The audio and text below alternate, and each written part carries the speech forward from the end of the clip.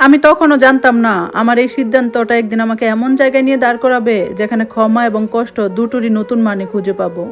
রাশেদের phone কেটে যাওয়ার পরে আমি অনেকক্ষণ এক জায়গায় বসেছিলাম, হাতে ফোনটা ধরা, কিন্তু মাথার ভিতরে অনেক জ্বর বইতেছে।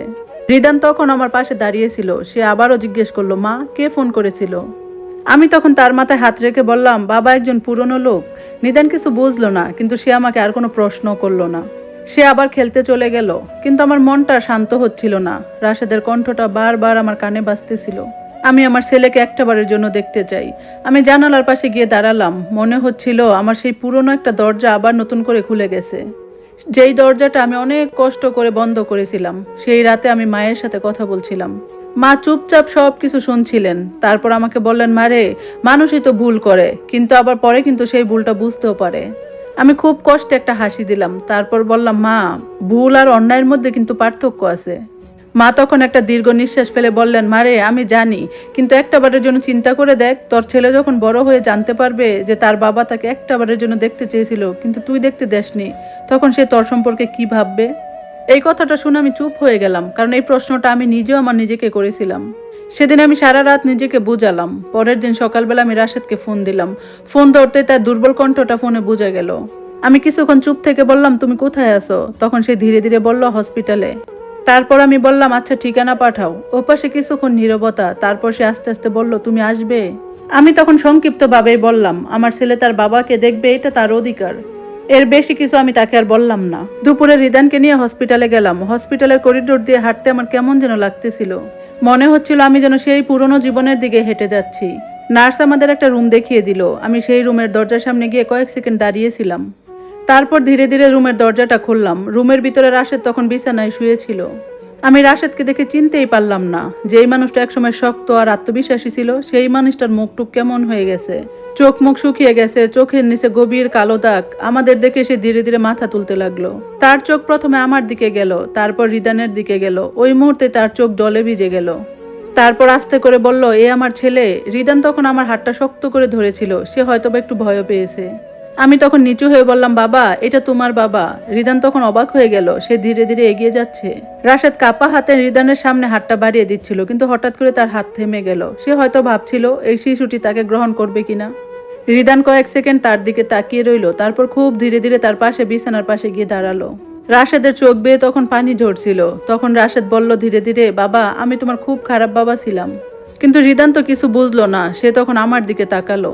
ঘরের ভিতরে কিছুক্ষণ অদ্ভুত নীরবতা ছিল। কিছুক্ষণ পরে রাশেদ বলল, তুমি এইখানে রিদানকে এনে আমার অনেক বড় একটা উপকার করেছো। আমি তখন ঠান্ডা গলায় বললাম, আমি তোমার জন্য এখানে আসিনি, আমি আমার ছেলের জন্য এসেছি। রাশেদ তখন মাথা নিচু করে ফেললো। তারপর বলল, আমি জানি আমি তোমাদের উপর অনেক অন্যায় করেছি। তার চোখে মুখে তখন অনেক অনুশোচনা দেখা যাচ্ছিল, কিন্তু আমি জানতাম কিছু কিছু ভুলের জন্য অনুশোচনা যথেষ্ট নয়। কিছু ক্ষত থাকে যা কখনো পুরোপুরি সারে না।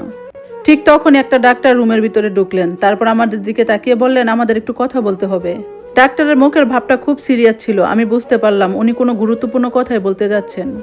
যার কয়েক সেকেন্ড পরে এমন একটা খবর শুনবো যা শুধু রাশেদের জন্য না, আমাদের সবার জন্য নতুন একটা মোড় এনে দিবে। একটা রিপোর্ট হাতে নিয়ে আমার দিকে তাকিয়ে বললেন, আমরা অনেক দিন থেকে চেষ্টা করতেছি, কিন্তু এখন সময় খুব কম।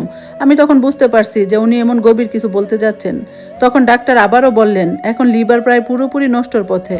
ট্রান্সপারেন্ট ছাড়া এখন আর কোনো উপায় নেই। রাশেদ তখন মাথা নিচু করে সব কথা শুনতেছিল। তার চোখে তখন অদ্ভুত এক শান্তি, যেন সে আগে থেকে সবকিছু জেনে গেছে। ডাক্তার তখন আমার দিকে তাকিয়ে বললেন, পরিবারের কারোর সাথে যদি লিভার ম্যাচ করে তাহলে অপারেশন করা সম্ভব। আমি তখন চুপ করে রইলাম, কারণ এই কথাটা আমি আগেও শুনছি। তখন রাশেদ ধীরে ধীরে বলল, ডাক্তার সাহেব, এখন আর এই কথা বলে কোনো লাভ নেই। ডাক্তার তখন অবাক হয়ে বললেন, কেন? রাশেদ তখন শান্ত গলায় বলল, আমি জানি আমার সময় শেষ হয়ে গেছে। রাশেদ তখন শান্ত গলায় বলল, জানি আমি আমার সময় শেষ হয়ে গেছে। তার কথাটা শুনে আমার বুকটা কেমন যেন কেঁপে উঠলো। একটা সময় যেই মানুষটার উপর অনেক রাগ করতাম, আজকে তার কথা শুনে কেমন যেন মায়া লাগতেছিল। নিদান তখন পাশেই দাঁড়িয়েছিল। সে হঠাৎ করে বলে উঠলো, বাবা, তুমি কি অনেক অসুস্থ? নিদানের কথা শুনে রাশেদের চোখে পানি চলে আসলো। রাশেদ তখন ধীরে ধীরে বলল, হ্যাঁ বাবা, আমি একটু অসুস্থ। নিদান তখন বলল ধীরে ধীরে, বাবা, চিন্তা করো না, তুমি ভালো হয়ে যাবে। এই কথাটা শোনার পরে রাশেদ নিজেকে ধরে রাখতে পারল না। তার চোখ দিয়ে টপ টপ করে পানি পড়তে লাগলো। সে সাথে সাথে হাত বাড়িয়ে রিদানের ছোট্ট হাতটা ধরে নিল। বাবা, তুমি বড় হয়ে খুব ভালো মানুষ হবে। সে আবার বলল, তুমি কি আমার সাথে খেলবে? এই সরল প্রশ্নটা শুনে ঘরের ভিতরে সবাই যেন চুপ হয়ে গেল, কারণ আমরা জানতাম সেই সময়টা হয়তো আর আসবেই না। কিছুক্ষণ পরে ডাক্তার সেখান থেকে চলে গেলেন। ঘরের ভিতরে তখন আমরা শুধু 3 জন, আমি, রাশেদ আর আমাদের ছেলে। রাশেদ তখন ধীরে ধীরে আমার দিকে তাকালো, তার চোখে তখন গভীর অনুশোচনা। সে ধীরে ধীরে বলল, ইস, আমাদের জীবনটা যদি আবার আগের মতো হয়ে যেত।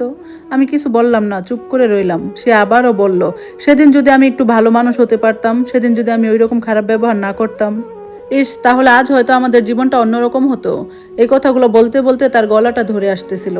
আমি কিছুক্ষণ চুপ থেকে তারপরে বললাম, মানুষ ভুল করে, তবে কিছু কিছু ভুল এমন হয় যার ফল মানুষ সারা জীবন ভোগ করে। রাশেদ মাথা নিচু করে রইল। তারপর কিছুক্ষণ পরে সে আবার আস্তে আস্তে বলল, আচ্ছা, তুমি কি আমাকে ক্ষমা করতে পারবে? এই প্রশ্নটা শুনে আমার বুকের ভেতরটা আবার ভারী হয়ে এলো। আমি অনেক বছর এই লোকটার উপর রাগ করেছিলাম, কিন্তু আজকে তাকে দেখে মনে হচ্ছে সে সত্যিই তার ভুল বুঝতে পেরেছে। আমি কিছুক্ষণ জানলার দিকে তাকিয়ে থেকে ধীরে ধীরে বললাম, আমি তোমাকে অনেক আগেই ক্ষমা করে দিছি। সেদিন আমরা হসপিটালে বেশিক্ষণ থাকিনি। আমরা যখন বেরিয়ে যাচ্ছিলাম, রাশেদ তখন দরজার দিকে তাকিয়ে রইল। তার মনে অনেক কথা ছিল, কিন্তু সেদিন সে বলতে পারেনি। 2 সপ্তাহ পরে খবর এলো রাশেদ আর নেই। আমি অনেকক্ষণ চুপ করে বসে রইলাম। মনে হচ্ছিল জীবনের একটা অধ্যায় চুপচাপ শেষ হয়ে গেল।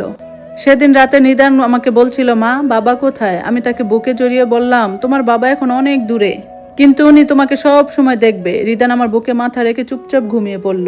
আমি তখন তার চুলে হাত বুলাতে বুলাতে ভাবছিলাম, জীবন অনেক সময় অনেক কঠিন শিক্ষা দেয়, আর সেই শিক্ষার মধ্যে একটা সত্য লুকিয়ে থাকে। মানুষকে কখনো ছোট কারণে অপমান করতে নেই, কারণ একটা ছোট ভুল অনেক বড় সম্পর্ক ভেঙে দেয়। আর সেদিনের পর থেকে আমি একটা কথা সব সময় মনে রাখছি, 50 টাকার অপমান আমাকে ভেঙে দেয়নি, বরং আমাকে আরো শক্ত করে দিয়ে গেছে।